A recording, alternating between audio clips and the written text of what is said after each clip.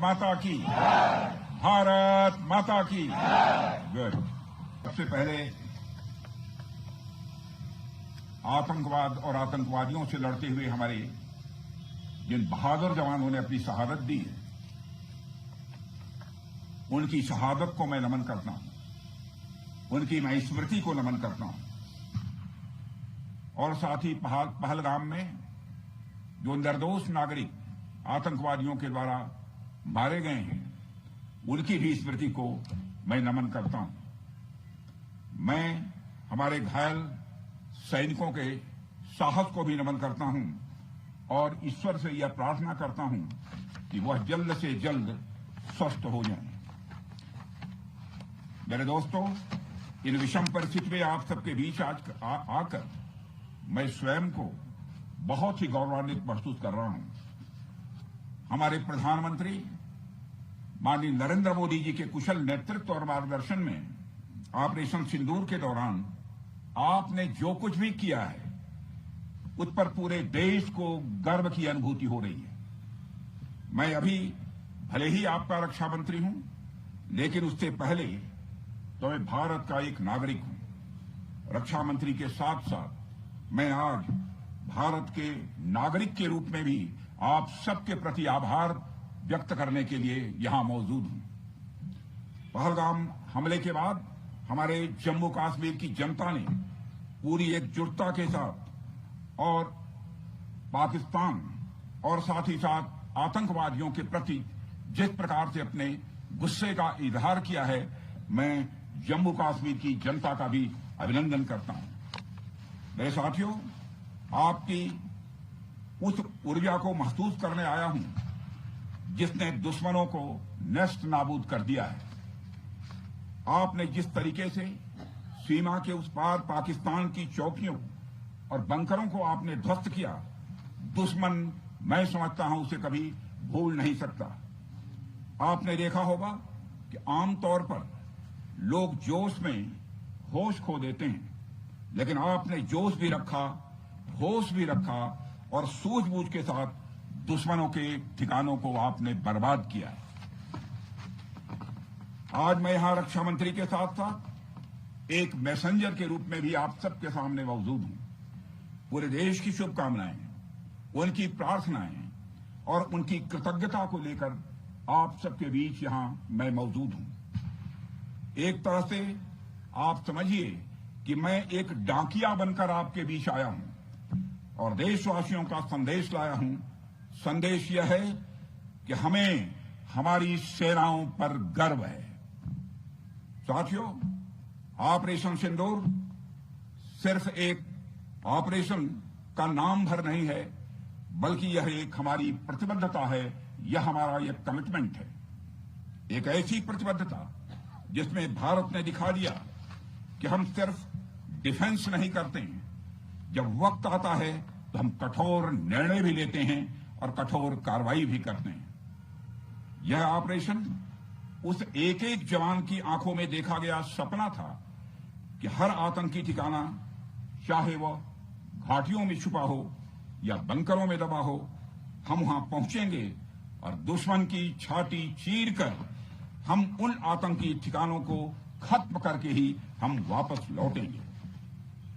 मेरे साथियों, ऑपरेशन सिंदूर आतंकवाद के खिलाफ भारत द्वारा चलाई गई अब तक के इतिहास की मैं मानता हूं यह सबसे बड़ी कार्रवाई है।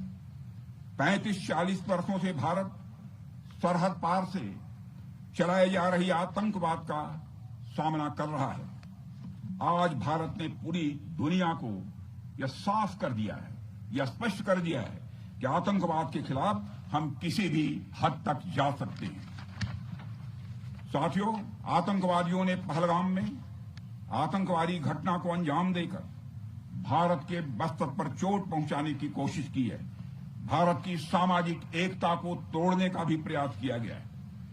उन्होंने भारत के माथे पर वार किया, हमने उनकी छाती पर वार किया है और छाती पर घाव किया है।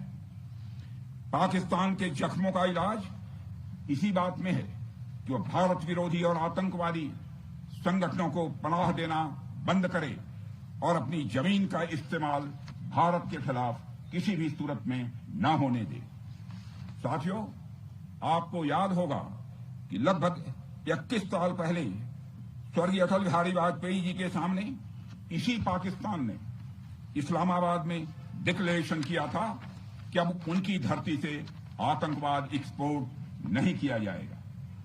मगर पाकिस्तान ने भारत को धोखा दिया है, पाकिस्तान ने भारत को छला है और आज भी वह धोखा दे रहा है। इसका खामियाजा अब उसको भारी कीमत करके भुगतना पड़ा है और यह कीमत यदि आतंकवादी वारदातें चलती रही तो लगातार यह बढ़ने ही वाली है। हमारे प्रधानमंत्री श्री नरेंद्र मोदी जी ने दो टूक शब्दों में आतंकवाद के खिलाफ भारत की नीति को रीडिफाइन कर दिया है, इसे परिभाषित कर दिया है, जो यह कहती है कि हिंदुस्तान की सरजमी पर किया गया कोई भी आतंकी हमला एक एक्ट ऑफ वार माना जाएगा। दोनों देशों में जो अंडरस्टैंडिंग बनी है फिलहाल वह इसी बात को लेकर है कि सरहद पार से कोई बेजा हरकत अब नहीं की जाएगी। अगर की गई तो बात निकलेगी तो बहुत दूर तक जाएगी। साथ ही हमारे प्रधानमंत्री ने यह भी साफ कर दिया है, आतंक और बातचीत कदापि एक साथ नहीं चलेंगे और अगर बात होगी तो आतंकवाद पर होगी और पाक ऑक्युपाइड कश्मीर पर ही होगी। साथियों, ऑपरेशन सिंदूर की कामयाबी ने पाकिस्तान में छिपे आतंकी संगठनों और उनके आकाओं को भी यह साफ बता दिया है कि वे कहीं भी अपने आप को महफूज और सुरक्षित न समझें। अब वे हमारे बहादुर भारतीय सेनाओं के निशाने पर हैं। दुनिया जानती है हमारी सेनाओं का निशाना अचूक है और वो जब वो निशाना लगाते हैं तो गिनती करने का काम वह दुश्मनों पर छोड़ देते हैं। साथियों, आज आतंकवाद के खिलाफ भारत की प्रतिज्ञा कितनी कठोर है इसका पता इसी बात से चलता है कि हमने उनके न्यूक्लियर ब्लैकमेल की भी परवाह नहीं की है। पूरी दुनिया ने देखा है कि कैसे गैर जिम्मेदाराना तरीके से पाकिस्तान द्वारा भारत को अनेक बार एटमी धमकियां दी गई हैं। आज श्रीनगर की धरती से मैं पूरी दुनिया के सामने यह सवाल उठाना चाहता हूं कि क्या ऐसे गैर जिम्मेदार और रोग नेशन के हाथों में परमाणु हथियार सुरक्षित हैं? मैं दुनिया के सामने यह सवाल खड़ा करना चाहता हूं। मैं मानता हूं कि पाकिस्तान के एटमी हथियारों को IAEA international atomic energy agency की निगरानी में लिया जाना चाहिए। मैं ये कहना चाहूंगा और साफ तौर पर कहना चाहूंगा। साथियों, हमारी सेनाओं हमारी सीमाओं पर अपनी मातृभूमि की रक्षा के लिए जिस तरह से आप सभी बिना रुके बिना थके दिन रात लगे रहते हैं वह अपने आप में अद्भुत है और अद्वितीय भी है। आपकी यही बातें हम सब भारतीयों के लिए मार्गदर्शक का कार्य करती हैं। यही कारण है कि मैं हमेशा आपसे मिलने के लिए उत्साहित रहता हूं ताकि आपके अंदर की ऊर्जा से हम सब भी कुछ प्रेरणा ले सकें। साथियों, आतंकियों ने पहलगाम में धर्म पूछकर हमारे निर्दोष लोगों को मारा। उसके बाद आपने जो जवाब दिया उसे पूरी दुनिया ने देखा है। उन्होंने यह नहीं सोचा कि आम नागरिकों ने उनका क्या बिगाड़ा है, उन्होंने ऐसा क्या किया है कि उन्हें मार दिया जाए। पर मैं यह कहना चाहूंगा, आतंकियों ने भारतीयों को धर्म पूछकर देखकर मारा, धर्म पूछकर मारा, तो हमने आतंकियों को उनका कर्म देखकर मारा है। उन्होंने धर्म देखकर बेगुनाहों की जान ली, यह पाकिस्तान का कर्म था। हमने कर्म देखकर उनका खात्मा किया, यह हमारा भारतीय धर्म है। एक रक्षा मंत्री के रूप में मुझे आप सबको बेहद नजदीक से वर्षों से जानने का और समझने का अवसर मिला है। मैं आपके साहस और पराक्रम को तो जानता ही हूं, साथ ही साथ पहलगाम जैसी घटना के प्रति आपके गुस्से को भी मैं अच्छी तरह जानता हूं। साथियों, मुझे पता है कि पहलगाम के बाद आपके अंदर गुस्सा था, पूरे देश के अंदर गुस्सा था। मुझे पता है कैसा महसूस होता है जब धमनियों में बह रहा रक्त बेकाबू होने लगे।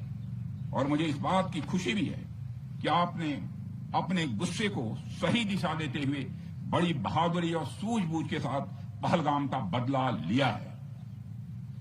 रही बात पाकिस्तान की, तो उसकी बात ही क्या करूं आपसे।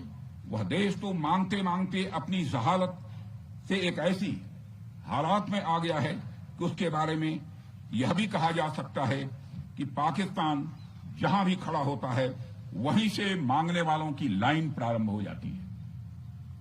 अभी आपने सुना ही होगा कैसे वह फिर एक बार इंटरनेशनल मॉनेटरी फंड IMF के पास कर्ज मांगने गया। वहीं दूसरी तरफ हमारा देश है कि हम आज उन देशों की श्रेणी में आते हैं जो IMF को फंड देते हैं ताकि IMF गरीब देशों को कर्ज दे सके। ऐसी स्थिति में हमारा यह भारत है। रामचरितमानस में स्वामी तुलसीदास जी ने लिखा है, जहां सुमतितः संपत्ति नाना, जहां कुमतितः विपत्ति निदाना। यानी जहां सुमति होती है, अच्छी नीतियां होती हैं, वहां सुख और समृद्धि होती है, और जहां कुमति होती है, बुरी मति होती है, केवल दूसरों के हित की भावना होती है, वहां तरह तरह की विपत्तियां स्वाभाविक रूप से आती ही हैं। पाकिस्तान जिसका जीता जागता यह उदाहरण है। साथियों, भारत के बारे में पूरी दुनिया यह बात जानती है कि हमने हमेशा शांति को प्राथमिकता दी है। हम आमतौर पर युद्ध के समर्थक कभी नहीं रहे, लेकिन स्थितियां जब इतनी विकट हो जाएं, जब देश की संप्रभुता पर आक्रमण होने लगे, तो जवाब देना यह आवश्यक हो जाता है। राष्ट्र कवि रामधारी सिंह दिनकर जी की पंक्तियां आपके सामने रखना चाहूंगा। रुग्ण होना चाहता कोई नहीं, रुग्ण होना चाहता कोई नहीं, रोग लेकिन आ गया जब पास हो तिक्त औषधि, कड़वी औषधि। तिक्त औषधि के सिवा उपचार क्या, शमित होगा वह नहीं मिष्ठान्न से। यानी कोई बीमारी अगर लग जाए वह मिठाई से दूर नहीं होती, उसके लिए कड़वी दवा ही काम करती है। इसलिए आतंकवाद जैसे रोग के लिए भी ऑपरेशन सिंदूर जैसी दवा की बड़ी जरूरत हो गई थी। साथियों, पूरे देश में हमारी सेनाओं को और हमारे सैनिकों को एक सम्मान की दृष्टि से देखा जाता है। एक सशक्त राष्ट्र वही होता है जो अपनी सेनाओं को सम्मान के साथ साथ आधुनिक हथियार और साजो सामान भी दे जिसकी उसे जरूरत है। मुझे गर्व है कि आज प्रधानमंत्री जी के नेतृत्व में सरकार हमारी सेनाओं के लिए यह सब सारा काम कर रही है। हमने यह सुनिश्चित किया है कि हमारी सेनाएं हर परिस्थिति के लिए तैयार रहें। और मैं यहां पर army chief general Upendra Dwivedi ji को भी बधाई देना चाहता हूं, क्योंकि बार बार मेरी चर्चा होती रही है और बार बार मैं यह पूछता हूं कि जो भी आवश्यकताएं हैं उन आवश्यकताओं को पूरा करने के लिए हम पूरी तरह से तैयार हैं। और इसलिए इसके लिए हम वर्ल्ड क्लास बेहतरीन गुणवत्ता वाले साजो सामान अपनी सेनाओं को देने की कोशिश कर रहे हैं। आज आधुनिक राइफल्स, मिसाइल डिफेंस शील्ड और ड्रोन्स जैसी नई पीढ़ी के कई इक्विपमेंट को तेजी से भारत में ही बनाया जा रहा है। साथियों, इसके अलावा सीमावर्ती इलाकों में हमने जो काम किया है वो आप सब देख रहे होंगे। आज LAC और LOC पर भी कनेक्टिविटी है, वैसी पहले शायद कभी नहीं थी। हमने हर स्तर पर यह दिखाया है कि हमारी सरकार केवल युद्ध भूमि पर ही नहीं बल्कि व्यक्तिगत रूप से और पारिवारिक रूप के साथ अपने सेना के जवानों के साथ खड़ी है। साथियों, अंत में एक बार फिर आप सभी को आपके शौर्य और पराक्रम के लिए हृदय से हार्दिक बधाई देता हूं। मैं आपको यह आश्वासन देता हूं कि हमारे प्रधानमंत्री जी के नेतृत्व में देश की सरकार और देश की जनता हर कदम पर, हर स्थिति में आपके साथ कंधे से कंधा मिलाकर खड़ी है। मुझे पूरा विश्वास है कि आपके सहयोग से हम इस पूरे क्षेत्र में आतंकवाद का समूल नाश करेंगे, ताकि कल को कोई भारत की संप्रभुता के खिलाफ आंख उठाने की हिमाकत न कर सके। इसी आशा और विश्वास के साथ आप सबके शौर्य और पराक्रम की सराहना करते हुए और आप सभी को अपनी हार्दिक शुभकामनाएं देते हुए अपना निवेदन समाप्त करता हूं। बोलिए जय हिंद, जय हिंद। का घोष वाक्य क्या है इस भारत माता की जय। क्या बात है।